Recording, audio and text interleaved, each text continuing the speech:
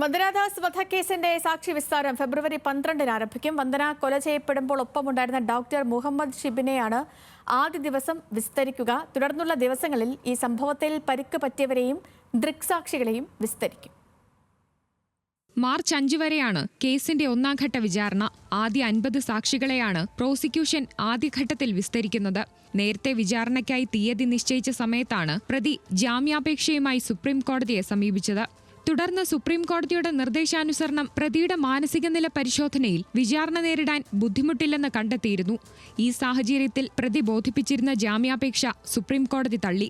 തുടർന്ന് സാക്ഷി വിസ്താരത്തിനായി കേസ് ലിസ്റ്റ് ചെയ്യണമെന്നും special prosecutor advocate Pratap G Padickal വിചാരണ നടക്കുന്ന കൊല്ലം അഡീഷണൽ സെഷൻസ് കോടതിയോട് ആവശ്യപ്പെട്ടിരുന്നു. പ്രോസിക്യൂഷനു വേണ്ടി അഡ്വക്കേറ്റ് പ്രതാപ് ജി പടിക്കൽ, ശ്രീദേവി പ്രതാപ്, ശില്പ ശിവൻ, ഹരീഷ് കാട്ടൂർ എന്നിവർ ഹാജരായി.